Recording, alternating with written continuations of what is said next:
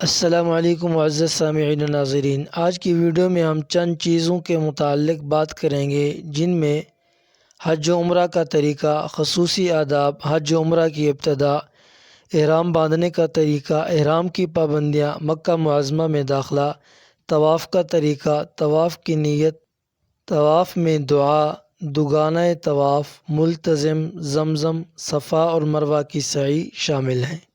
حج و عمرے کا طریقہ، خصوصی آداب۔ نمبر 1، سفر سے پہلے حج پر جانے والے کو اپنی نیت خالص اللہ تعالیٰ کی رضا اور آخرت کے ثواب کی کر لینی چاہیے۔ نمبر 2، اپنے چھوٹے بڑے تمام گناہوں سے سچی پکی توبہ کریں۔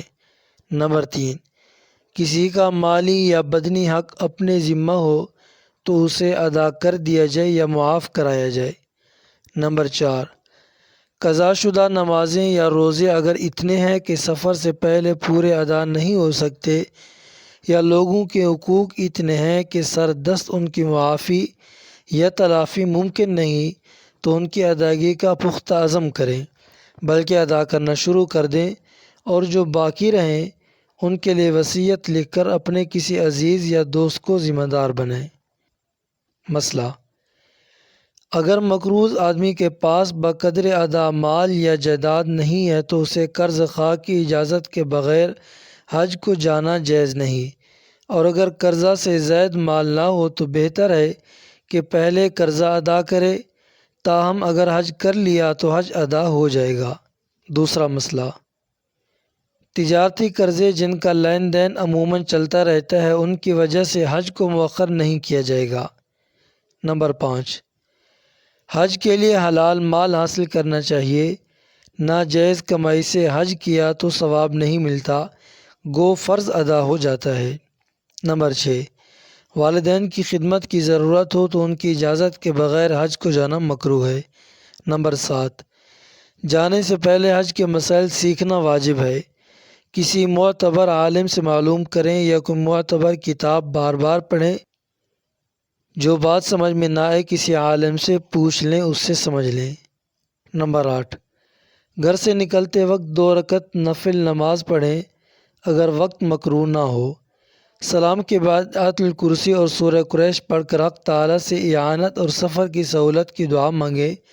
حسب توفیق کچھ صدقہ خیرات کر کے خوشی خوشی بسم اللہ توکلت علی اللہ ولا حول ولا قوۃ الا باللہ پڑھتے ہوئے اس مبارک سفر کا آغاز کریں۔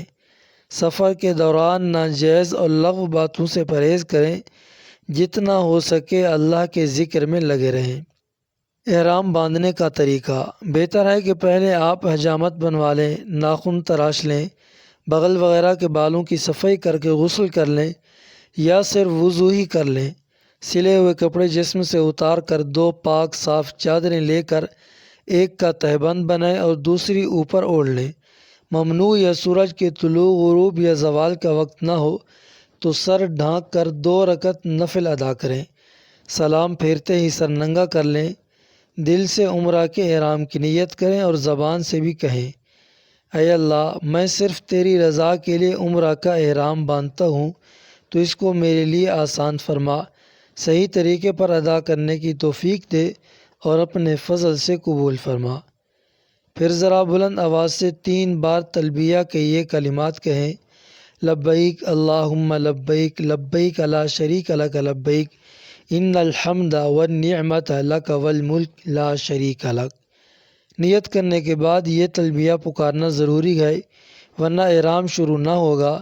اب آپ اٹھتے بیٹھتے، میل ملاقات کے وقت اور نماز کے بعد یہ کلمات خوب ذوق و شوق کے ساتھ پکارتے رہیں۔ بس اب آپ محرم بن گئے۔ احرام کی پابندیاں: نمبر 1، اب آپ کرتا پاجامہ وغیرہ سلا ہوا لباس نہیں پہن سکتے۔ نمبر 2، سر اور چہرہ نہیں ڈھانک سکتے۔ نمبر 3، دستانے، جرابیں اور ایسا جوتا نہیں پہن سکتے جس سے پاؤں کے درمیان کی ابھری ہوئی ہڈی چھپ جائے۔ نمبر 4، خوشبو نہیں لگا سکتے۔ نمبر 5، بیوی کے ساتھ بے حجابی کی یا جذبات کو ابھارنے والی کوئی بات نہیں کر سکتے۔ نمبر 6، کسی جانور کا شکار یا کیڑے مکوڑے بلکہ اپنے جسم کے جوؤں کو بھی نہیں مار سکتے۔ نمبر 7، لڑائی جھگڑا اور دیگر فسق و فجور بحالت احرام پہلے سے بھی زیادہ منع اور کبھی ہو جاتے ہیں۔ مسئلہ نمبر 1، اگر عورت حالت حیض میں ہو تو غسل یا وضو کر کے احرام باندھ کر عمرہ یا حج کی نیت کرے اور تلبیہ پڑھ لے، دوگانہ نفل نہ پڑھے۔ مسئلہ نمبر 2، وہ جب تک اس حالت میں ہے طواف اور سعی نہیں کرے گی۔ مسئلہ نمبر 3، عورت احرام میں بھی بدستور سلے ہوئے کپڑے ہی پہنے رہے گی اور سر کو بھی چھپا کر رکھے گی۔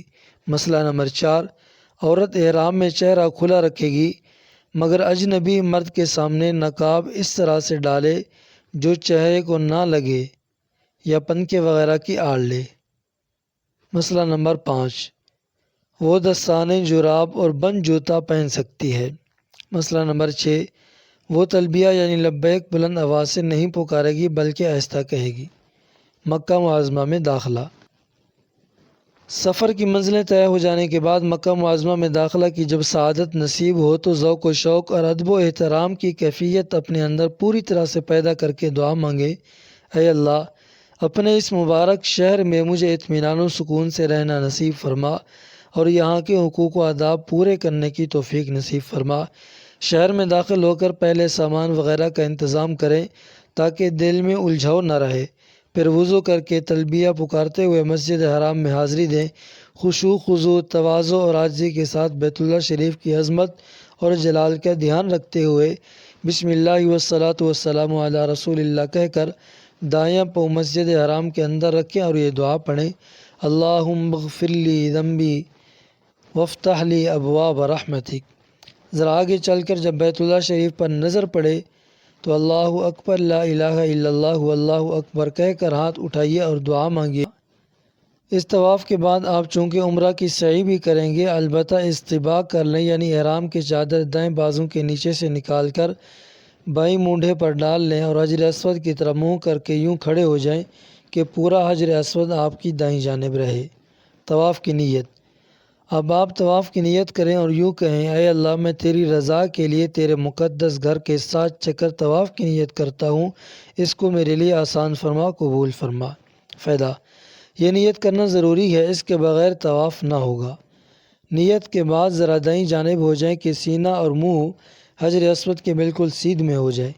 اب نماز کی طرح دونوں ہاتھ کانوں تک اٹھا کر بسم اللہ، اللہ اکبر وللہ الحمد کہیں اور ہاتھ گرا دیں، پھر استلام کریں، یعنی حجر اسود کو بوسہ دیں یا ہاتھ لگا کر چوم لیں۔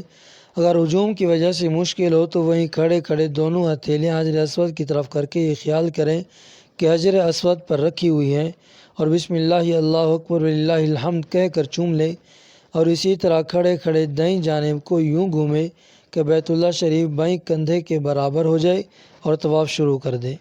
بیت اللہ کے گرد اس طرح چکر لگائیں کہ بایاں ہاتھ بیت اللہ کی طرف رہے اور کسی موقع پر سینہ اور پیٹھ بیت اللہ کی طرف نہ ہو۔ حتیم کے باہر سے پورا چکر کاٹ کر دوبارہ جب حجر اسود کے سامنے آئے، آپ کے دائیں طرف مطاف کے اختتام پر ایک سبز بتی ہے جو حجر اسود کی بالکل سیدھ میں ہے، اس سے آپ حجر اسود کا تعین کر سکتے ہیں، کیونکہ طواف کے دوران بیت اللہ شریف کی طرف دیکھنا مکروہ ہے۔ تو پہلے کی طرح استلام کر کے دوسرا چکر شروع کریں، اس طرح 7 چکر لگائیں گے تو طواف مکمل ہوگا اور 7واں چکر استلام کر کے ختم کریں۔ یوں 7 چکروں میں استلام کا عمل 8 مرتبہ ہو جائے گا، مگر پہلی اور آخری مرتبہ یہ عمل سنت مؤکدہ ہے اور درمیان کے چکروں میں اتنی زیادہ تاکید نہیں ہے۔